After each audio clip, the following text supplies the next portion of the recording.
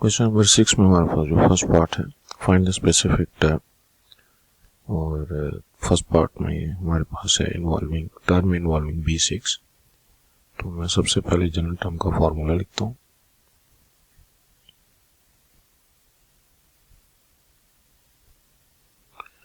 अब इस फार्मूले के लिए n की वैल्यू मेरे पास 10 है, a की वैल्यू a² 2 और b की वैल्यू 2b²। तो r+1 को जब हम 10 के इक्वल पुट करेंगे, खैर यहाँ पे चूंकि वो स्पेसिफिक टर्म नहीं गिवन तो हम r की वैल्यू को पहले कोएफिशिएंट की मदद से मालूम करेंगे। तो मैं tr+1 को फिलहाल tr+1 ही लिख रहा हूँ, n की बजाय 10, c r की बजाय r ही लिखेंगे। a की वैल्यू है हमारे पास a²/2, इसका पावर हो जाएगा 10 - r, ऊपर का नंबर माइनस नीचे का नंबर। b की वैल्यू है हमारे पास 2b² और इसका पावर हो जाएगा नीचे का नंबर यानी कि r। अब इसको अगर मैं सिंप्लीफाई करूं तो 10cr, a पावर 10 से मल्टीप्लाई होगा तो 20, 2r से मल्टीप्लाई होगा तो 2r, और नीचे भी हमारे पास 2 की पावर में 10 - r आ जाएगा। यहाँ पे 2 की पावर में r और b की पावर में 2r। अब क्वेश्चन की रिक्वायरमेंट के मुताबिक b की पावर में 6 होना चाहिए, लिहाजा हम पुट कर देंगे जो b की पावर है 2r = 6। इससे r की वैल्यू 3 बनती है। तो ये जो हमारे पास r की वैल्यू बनती है इसको मैं यहाँ पे पुट कर देता हूँ। t(3+1) इसका मतलब 4 टर्म हमारा रिक्वायर्ड टर्म है। तो 10c 3 a पावर 20 - 2 3 are 6 और नीचे भी 2 पावर 10 - r की बजाय 3, 2 raised to the power 3 and b raised power 2 into 3, जिससे कि 6 बन जाएगा। तो t4 10c3 की वैल्यू अगर हम कैलकुलेटर से निकालें तो वो बनती है 120, a raised power 20 - 6 से 14 और 2 पावर 10 - 3 is 7, यहाँ पे 2 पावर 3 और b पावर 6। तो t4 हो गया 120 divided by 2 power 7 - 3, a power 14 and b power 6, जो कि सिंप्लीफाई करने से 120 7 - 3 से हमारे पास 4 बनता है, a power 14 and b power 6। Further simplification से 120 divide by 2 power 4 is 16, a power 14 and b power 6। तो 120 डिवाइडेड बाय 16 से आता है 7.5, a 14 एंड b 6। ये हमारा फाइनल आंसर हो जाना चाहिए। 6 के लिए term involving Q8 in the expansion of b²/2 plus q² power 12। तो सबसे पहले तो जनरल टर्म का हम फार्मूला लिखते हैं, tr+1 = ncr power n - r b power r।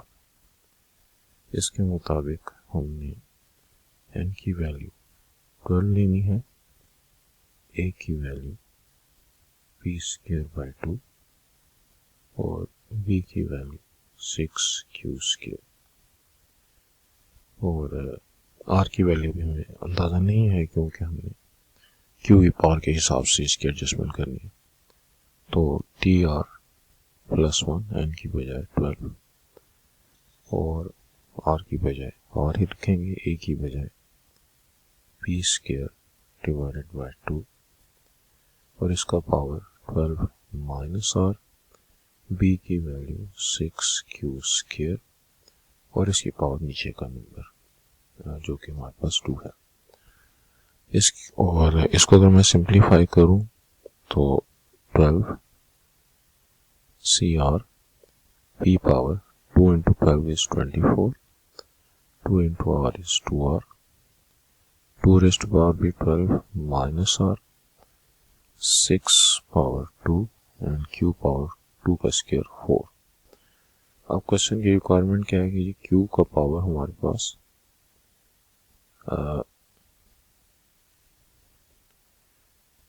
अच्छा यहाँ पे मुझसे गलती हुई, मुझे B की पावर पे चूँकि R लगाना था तो उसकी करेक्शन कर देते हैं क्योंकि B का पावर नीचे का नंबर होता है। तो 6q स्क्वायर पर मेरे पास R आएगा, यहाँ पे भी 6 के ऊपर भी R और Q की पावर में 2 into R से 2R हो गया। तो अब ये जो मेरे पास 2R है इसको मैं Q पावर 8 के हिसाब से पुट कर दूंगा।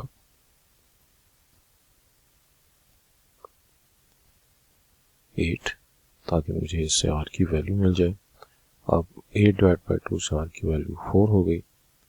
ये वाली वैल्यू मैं जब यहाँ पे पुट करता हूँ तो ये बनेगा T4 + 1 और 12 C R की बजाय 4 P power 24 minus 2 into 4 divided by 2 power 12 minus R की बजाय 4 6 power 4 and Q power 2 into 4। तो क्वेश्चन की जो रिक्वायरमेंट है कि Q की पावर में 8 आ जाए वो पूरी हो जाएगी।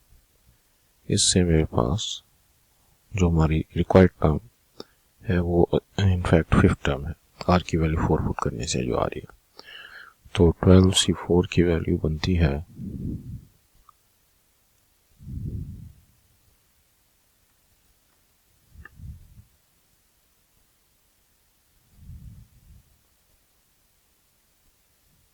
496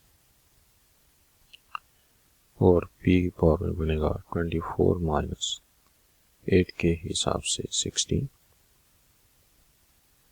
2 raised पावर 12 माइनस 4 के हिसाब से 8 और यहाँ पे 6 power 4, Q power 2 and 4 is 8। इसको अगर हम सिंप्लीफाई करें तो T5 equal to 496 multiplied by 6 power 4 बनता है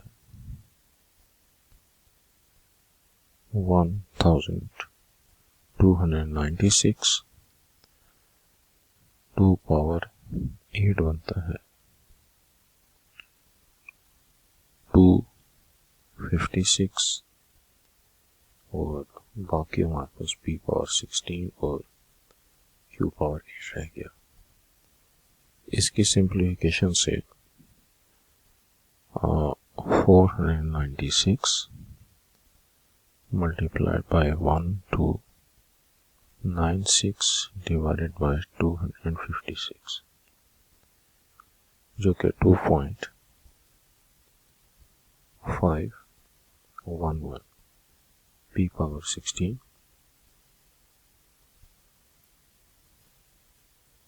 और Q पावर 8। तो ये जो है हमारा फाइनल आंसर हो जाना चाहिए।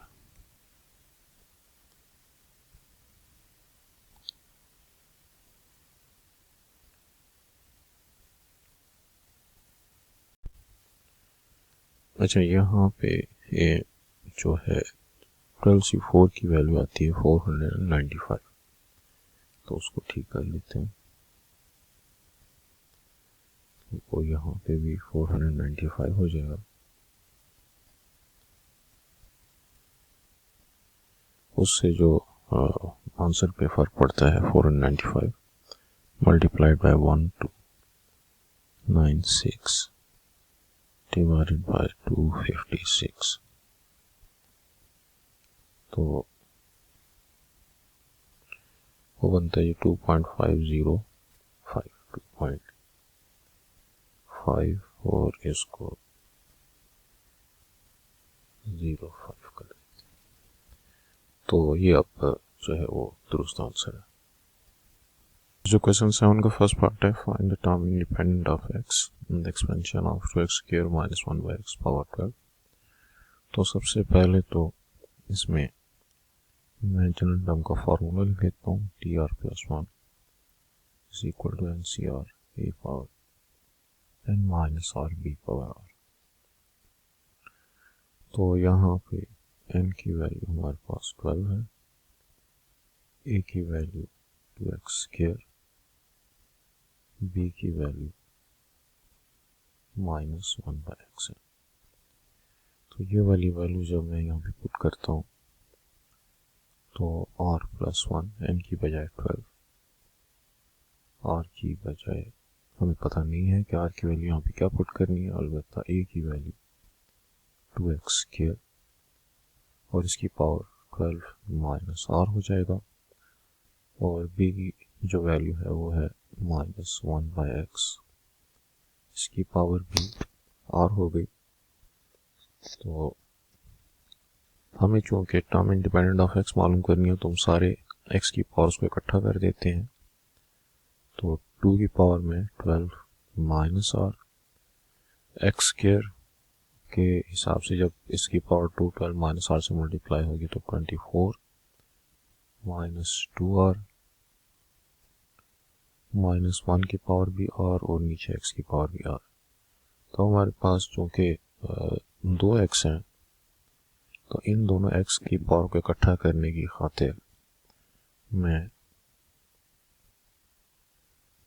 12cr as it is 2 power 12 minus r, x power 24 minus 2r, ये जो नीचे वाला x है उसकी पावर ऊपर जाएगी तो माइनस r हो जाएगा, और माइनस 1 पावर r का फैसला हम r की वैल्यू फाइंड करने के बाद करेंगे। तो सिंप्लीफिकेशन से ये बनता है 12cr 2 power 12 minus r x power 24 minus 3r minus 1 power r।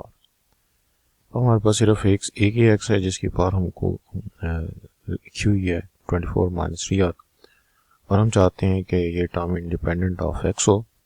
तो 24 माइनस 3r को 0 के इक्वल पुट करने की ज़रूरत है, जिससे r की वैल्यू बनेगी 24 बाई 3, लिहाजा r हमारे पास 8 आ गया।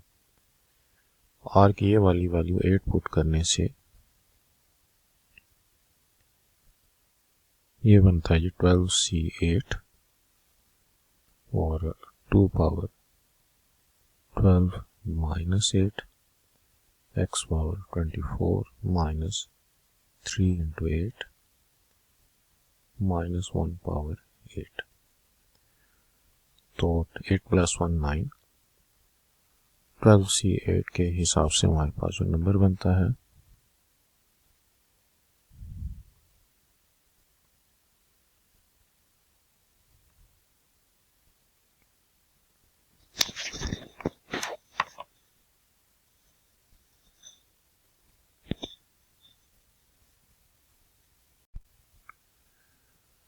तो 12c8 की वैल्यू हमारे पास आती है 495, और इसके बाद 2 पावर 12 माइनस 8 से 4 हो जाएगा, x की पावर में 24 माइनस 24 ये 0 हो जाएगा, और माइनस 1 पावर 8 जो है ये प्लस साइन में कन्वर्ट हो जाएगा क्योंकि पावर इवन है। तो इसका फाइनल आंसर हमारे पास आना चाहिए 495 मल्टीप्लाइड बाय 16, और x की पावर में 0 तो उसको ख़त्म कर देंगे तो 495 मल्टीप्लाइड बाय 16 से आ गया 7290।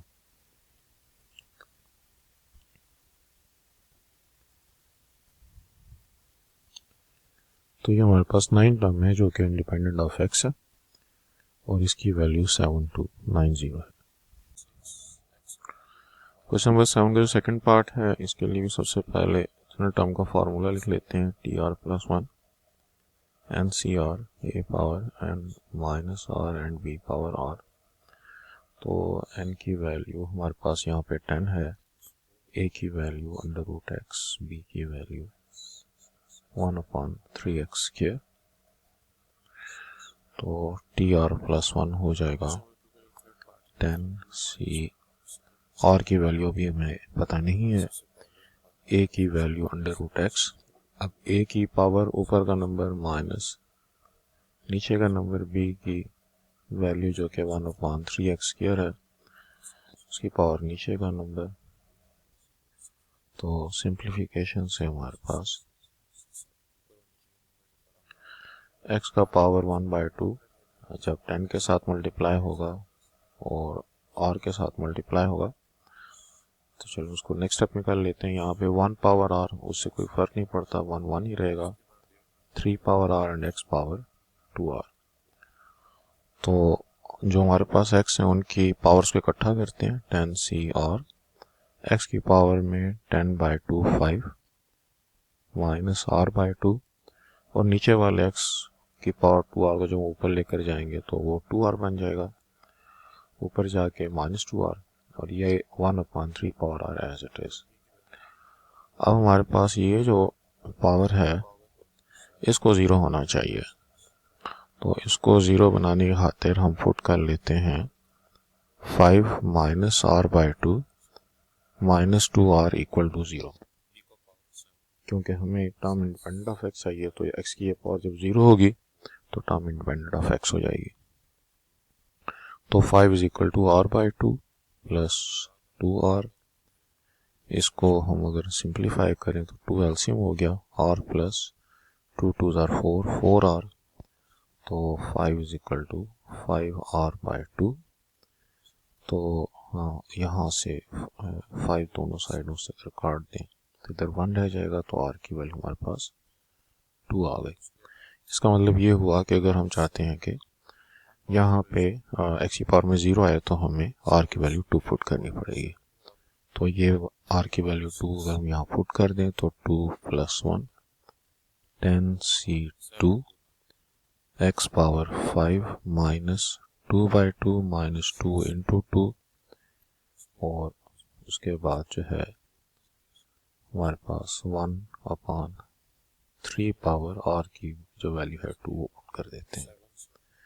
तो अब हमारी रिक्वायर्ड थर्ड टर्म 10c2 के हिसाब से हुई 45। x पावर जो है वो 5 माइनस 1 माइनस 4 0 हो जाएगी, 1/, यहाँ पे 3 का स्क्वायर 9 हो गया, तो 9 45 को काट के 5 कर देगा, तो t3 5 इंटू एक्स पावर 0 जो कि 5 के बराबर आ गई। तो थर्ड टर्म हमारी रिक्वायर्ड टर्म है, और उसके हिसाब से जो तो अगर मैं जनरल टर्म का फार्मूला लिखूं TR+1, तो वो होता है NCR A power N minus R and B power R। अब अगर मुझे R टर्म मालूम करनी है तो R+1 को मैं बना देता हूँ R, और जब मैं इसको R बनाता हूँ तो ये जो NCR में R है ये R-1 हो जाएगा। मतलब ये हुआ कि R+1 को हमने कम किया तो R हो गया, और R को एक कम किया तो R-1 हो गया। और इसके साथ जो हमारे पास A पावर N माइनस अब R-1 होगा, और B पावर R-1, क्योंकि हमारे पास रूल ये है कि A की पावर हम ऊपर का नंबर माइनस नीचे का नंबर लिखते हैं, और B की पावर नीचे का नंबर लिखते हैं। तो ये हमारे पास हो गई rth term from the end.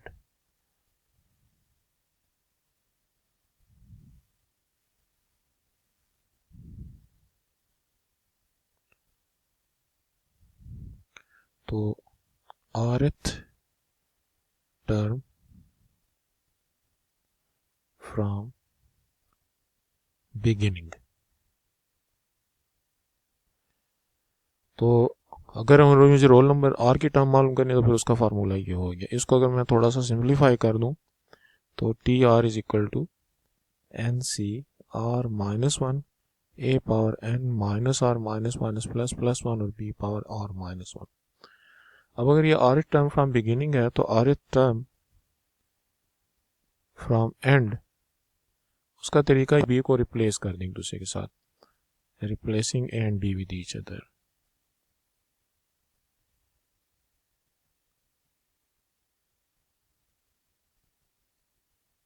ए को अगर हम बी बना देंगे और बी को हम ए बना देंगे तो फिर ये हमारे पास एंड से आर टर्म हो जाएगी। तो N C R minus one as it is, A की बजाय बी, ऊपर N minus R plus one और बी की बजाय ए और ऊपर आर माइनस वन। तो ये जो हमारे पास टर्म है ये जो है आखिर से आर टर्म हो जाएगी।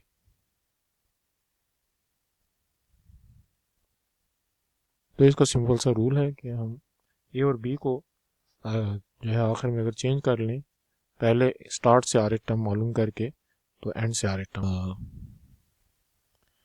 सम of all binomial coefficients is in the expansion of a plus b power n is two n. तो अगर मैं कंसिडर करूं 1 प्लस एक्स पावर एन, तो इसकी बायनॉमिनल एक्सपेंशन की जो एक्सपेंशन होगी n c zero, n c one, n c two और इसी तरह से n c n minus one and n c n. तो जैसे ऊपर और नीचे का नंबर इक्वल होंगे हम बायनॉमिनल कोएफिशिएंट लिखना बंद कर देंगे। उसके बाद बीच में प्लस का साइन अगर हम डालें ब्रैकेट में तो फिर सबके साथ प्लस का साइन आएगा। ए और बी की वैल्यू 1 और x बनती है, तो 1 और x, और उसके बाद ए और बी की अगर हम पावर लिखें तो ए की पावर ऊपर का नंबर माइनस नीचे का नंबर और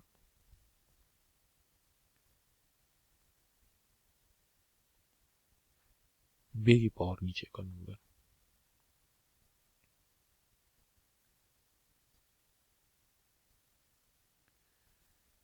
अब अगर मैं पुट कर दूं x को 1 के इक्वल, तो 1 प्लस वन पावर n मेरे पास बनेगा n c zero, n c one, n c two up to N c n. अब मैं ए और बी को क्यों नहीं लिख रहा? 1 और x की वैल्यू 1, तो जो a की वैल्यू है वो ऑलरेडी हमारे पास सब में 1 है, और उसके अलावा जो हमारे पास b की वैल्यू है वो मैंने अभी 1 सेट कर दी है, लिहाजा a और b जब दोनों 1 हो गए तो 1 की पावर जो कुछ भी हो उनको लिखने का फ़ायदा नहीं है।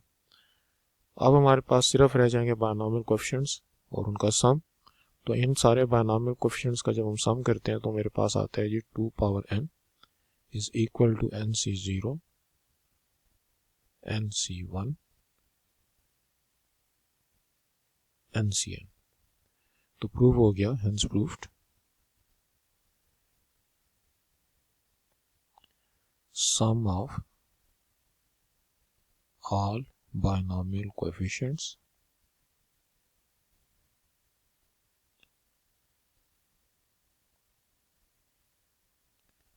is 2 power n। अब जो अगली बात है उसको प्रूव करने की खातिर कि ऑड का जो हमारे पास सम होता है वो 2 पावर n माइनस वन होता है, यानी कि ये तो सम ऑफ ऑल बायनॉमिनल कोएफिशिएंट्स है। लेकिन अगर मैं इसमें इवन और ऑड को अगर अलग-अलग करना चाहूँ तो कंसीडर 1 माइनस एक्स पावर n, ये बनेगा n c zero, n c one, n c two और इसी तरह से n c n minus one and n c n. तो अल्टरनेट साइन लगाएंगे क्योंकि बीच में सब प्लस का साइन है, प्लस माइनस प्लस इसी तरीके से यहाँ पे भी हमारे पास यहाँ पे माइनस और यहाँ पे प्लस,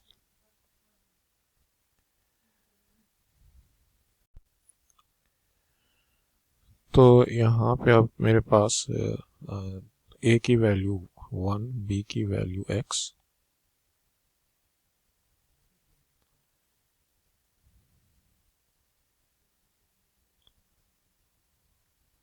ए की पावर ऊपर का नंबर माइनस नीचे का नंबर,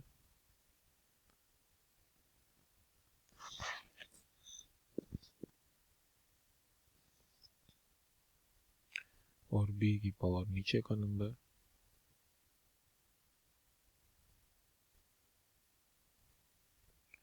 अब मैं इसके अंदर भी पुट कर देता हूँ x को 1 के इक्वल, और जैसे मैं इसको 1 के इक्वल पुट करता हूँ तो 1 माइनस 1 पावर n के हिसाब से राइट साइड पे nc0 minus nc1 plus nc2, और यूं ये सिलसिला चलता जाएगा और आखिर में माइनस ncn माइनस 1 और ncn। अब डिपेंड करता है कि इनमें से आखिर में एक वैल्यू नेगेटिव साइन के साथ और एक पॉजिटिव साइन के साथ, क्योंकि अल्टरनेट साइन है हमारे पास। तो लेफ्ट साइड पे 0 रह गया, nc0 nc2 up to ncn, इनका मैं अलग ग्रुप बना देता हूँ जो मेरे पास इवन वैल्यूज हैं, और फिर मेरे पास जो ऑड वैल्यू है नेगेटिव साइन के साथ, उनमें से मैं नेगेटिव साइन कॉमन ले लेता हूँ, nc1 nc3, और इस तरह से ही जो last value minus ncn minus 1, तो ncn माइनस 1। नेगेटिव ग्रुप को मैं इस साइड पर लेकर आता हूँ, तो nc1 nc3 ncn minus 1 equals to nc0 nc2 और ncn। इसका मतलब ये होगा कि सम of odd coefficients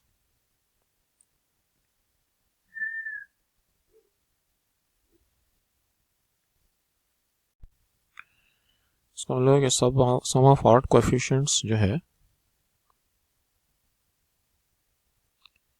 is equal to sum of even coefficients.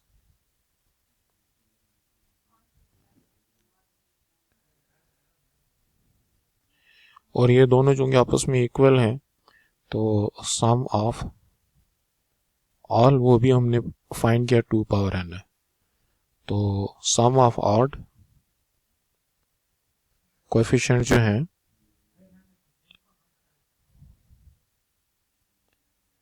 उसको हम सम को हाफ करने की खातिर 2 पर डिवाइड कर देते हैं, तो इससे हमारा आंसर 2 पावर n माइनस 1 बन गया। तो इस तरीके से सम ऑफ इवन कोएफिशिएंट्स या सम ऑफ ऑड कोएफिशिएंट्स जो है वो फाइंड किया जा सकता है। अब फिर minus 3 upon a square power n is 559, तो फाइंड टर्म इन्वॉल्विंग ये 3। सबसे पहले जो हमारे पास इसकी फर्स्ट 3 टर्म्स हैं उनको हम टेबुलेट कर देते हैं। t1 बनेगा nc0 a power n minus 0 and b की बजाय हमारे पास है माइनस 3 बाई a स्क्वायर, और b की पावर जो होती है वो नीचे का नंबर होता है। टर्म नंबर 2 nc1 a का पावर n माइनस 1 और b जो है वो माइनस 3 बाई a स्क्वायर, और इसी पावर नीचे का नंबर यानी कि 1। टर्म नंबर 3 जो है वो बनेगा nc2 a power n minus 2 और b जो है वो हमारे पास नीचे का नंबर यानी कि b की value minus 3 upon a square, और इसका पावर नीचे का नंबर यानी कि 2। अब इसमें जो हमारे पास कोएफिशिएंट के हिसाब से न्यूमेरिकल हिस्सा बनता है, तो सम ऑफ कोएफिशिएंट्स ये बन रहे हैं सबसे पहले टर्म में तो nc0, बाकी जो हमारे पास ये पावर n माइनस 0 है, और दूसरी ये माइनस 3 अपॉन a स्क्वायर वाली टर्म है, ये तो 0 ही रहेंगे और 1 रहेंगे, यानी minus 3 upon a square power 0 1 हो जाएगा। तो इसमें हमारे पास न्यूमेरिकल हिस्सा नहीं आता। अलबत्ता इसके बाद जो हमारे पास टर्म है, टर्म नंबर 2, उसमें कोएफिशिएंट के तौर पर NC1 और यहाँ पे हमारे पास जो -3 है, तो ये बन जाएगा -3 पावर 1 या सिंपली -3। और उसके बाद जो अगली टर्म है NC2, इसमें भी हमारे पास -3 का जो स्क्वायर है वो रह जाएगा और नीचे इसको -3 का स्क्वायर, और ये हमारे पास बायनॉमियल कोएफिशिएंट्स बन गए, यानी कि जो न्यूमेरिकल हिस्सा है। अब अगर मैं इसको सिंप्लीफाई करता हूँ तो NC0 बनता है n फैक्टोरियल और 0 factorial into n minus 0 factorial. NC1 बनता है n फैक्टोरियल और 1 factorial into n minus 1 factorial into -3। NC2 बनता है n फैक्टोरियल और 2 factorial into n minus 2 factorial -3 का स्क्वायर, जो हमारे पास 9 बन गया। यहाँ पे n factorial n minus 0 factorial को काट देगा, ये 1 हो जाएगा। n फैक्टोरियल को मैं n माइनस 1 फैक्टोरियल लिख सकता हूँ। नीचे जो मेरे पास n माइनस 1 फैक्टोरियल आएगा, ये दोनों भी आपस में कैंसिल हो जाएंगे। और उसके बाद हमारे पास जो यहाँ पे एक -3 बच जाएगा,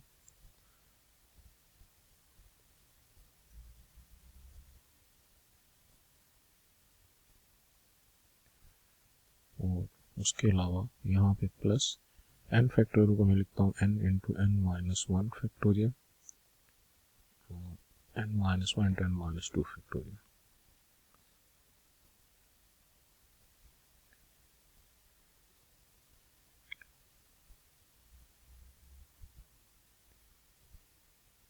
टू फैक्टोरियल की वैल्यू 2 हो गई और n माइनस 2 फैक्टोरियल अब इस n माइनस 2 फैक्टोरियल के साथ कट जाएगा और 9 जो है वो एज इट इज रहेगा। इसके सिंप्लीफिकेशन से हमारे पास आता है 1 minus 3n plus 9/2 n into n minus 1। ये हमारे पास सम ऑफ फर्स्ट 3 कोएफिशिएंट्स हो गया। और इसको अगर मैं सिंप्लीफाई करता हूँ तो 2 मिल गया LCM, 2 1s are 2, 3 2 are 6, 6n 9n square minus 9n, तो ये बनता है जी 9n स्क्वायर माइनस 15n और प्लस 2 डिवाइड बाय 2। अब गिवन ये है कि ये जो सम है 9n square minus 15n plus 2/2, ये इक्वल है 559 के। तो इससे जो इक्वेशन बनती है उसको हम सिंप्लीफाई करेंगे। सो 9n square minus 15n minus 2 और 559 को अगर हम 2 के साथ मल्टीप्लाई करें तो 1118 हो जाता है। और इससे जो हमारे पास इक्वेशन बनती है 9n स्क्वायर और माइनस 15n माइनस 2 माइनस 1118, तो ये बनेगी 9n square minus 15n minus 1120। इसको हम बायनॉमियल इसको हम जो है क्वाड्रेटिक इक्वेशन के जरिए से सॉल्व कर लेते हैं। माइनस इंटू माइनस 15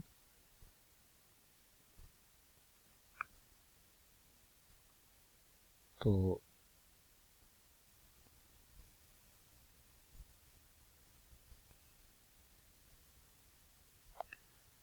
-15 का स्क्वायर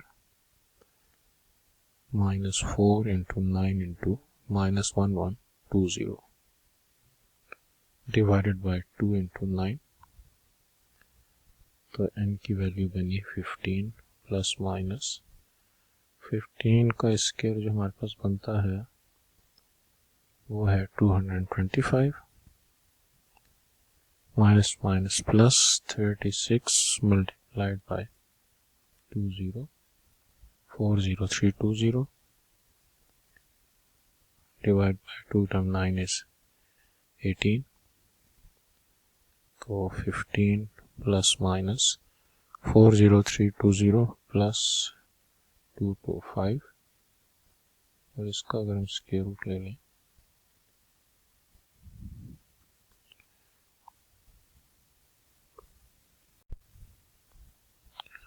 अच्छा, यहाँ पे मुझसे गलती हुई कि ये जो +2 है उसको मैंने -2 कर दिया, तो ये +2 बनता है, तो वो यहाँ पे भी +2 हो जाएगा, यहाँ पे भी +2 हो जाएगा, जिसकी वजह से हमारी ये जो वैल्यू है ये बनेगी 1116।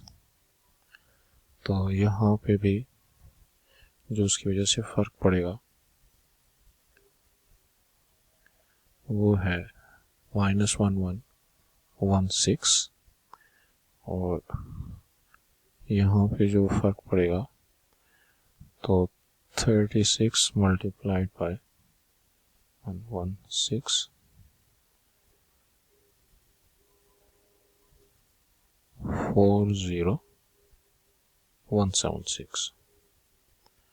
इसको अगर हम ऐड कर दें और उसका स्क्वायर रूट ले लें तो वो आता है 201।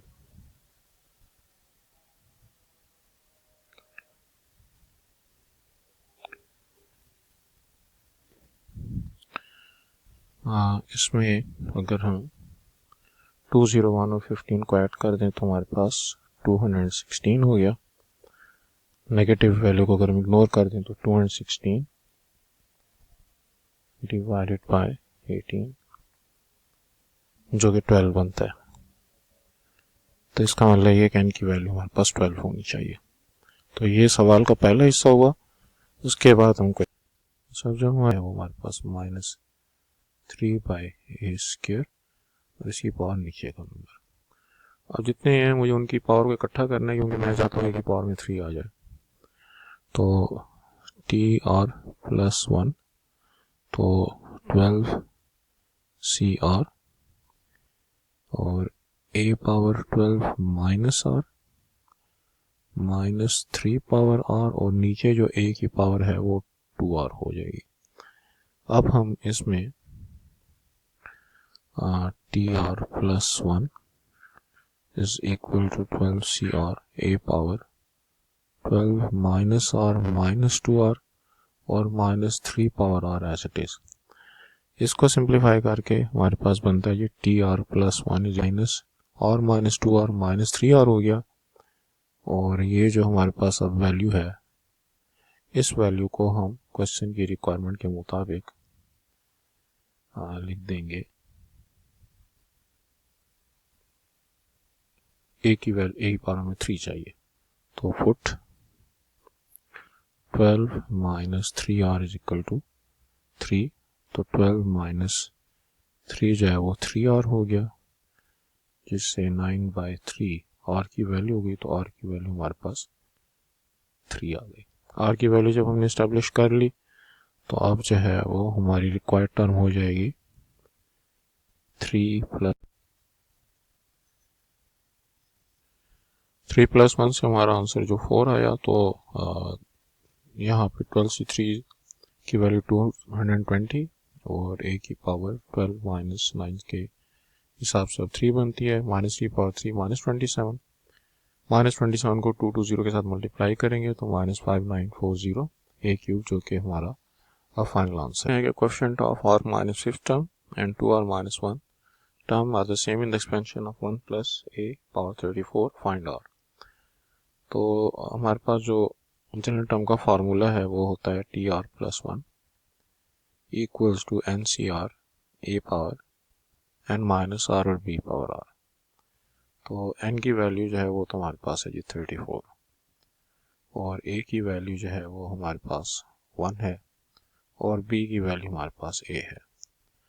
तो जब यहाँ पे हमें पहली टर्म जो चाहिए r -5 तो और बात यह है कि r+1 जब यहाँ पे होता है तो एक कम हो जाता है, यानी कि r+1 की वजह हम NCR के लिए हम इसको एक कम करके लगाते हैं, तो वही कुछ हम यहाँ पे भी करेंगे और NCR की बजाय मैं अब r-6 कर दूंगा, यानी कि r-5 को एक कम कर दूंगा। a की वैल्यू जो है वो मैंने 1 लगानी है और यहाँ पे n-r यानी कि n-r-6 और b की वैल्यू हमारे पास a है तो इसकी पावर r-6। और जो मेरे पास दूसरी टर्म है 2r-1 तो वो भी NCR की बजाय अब मुझे यहाँ पे भी इस वैल्यू को एक कम करना है, तो 2r-1 को एक कम करूंगा तो 2r-2 हो जाएगा, 1 की पावर n-2r-2 और जो दूसरी वैल्यू है उसकी पावर 2r-2। अब बात हो रही है जी कोएफिशिएंट्स की, तो कोएफिशिएंट के लिए हम दोनों को अगर सेम ले लें, for NCR-6 is equal to NC2R-2 और इसमें हमारे पास for n is equal to वो हमें शुरू में जो वैल्यू गिवन है उसकी 34, तो इस वैल्यू को हम यहाँ पे पुट कर देते हैं। 34 CR-6 is equal to 34 C2R-2। अब हमारे पास दो फार्मूले होते हैं, एक तो NCR NC n-r के इक्वल होता है, तो फॉर r-6 2r-2 के अगर इक्वल ले लें तो फिर हमारे पास -6 + 2 इज इक्वल टू 2r-r बनता है, जो कि नेगेटिव वैल्यू ऑफ r देता है।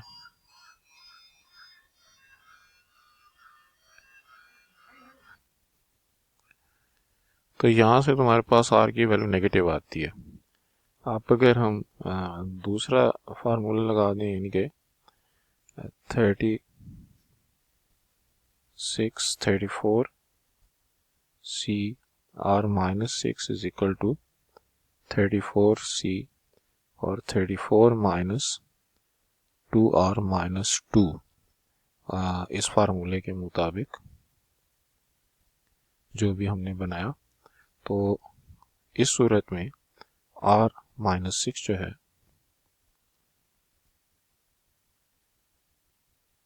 वो बनेगा 34 - 2r + 2 और अब r + 2r is equal to 34 और 2 हमारे पास हो गया जी 36 और 6 यहाँ पे आके +6, तो इससे हमारे पास बनता है 3r is equal to 42। So r is equal to 42 divide by 3, तो r की value 3 1s are 3 and 3 4s are 12, तो r की वैल्यू 14 होनी चाहिए।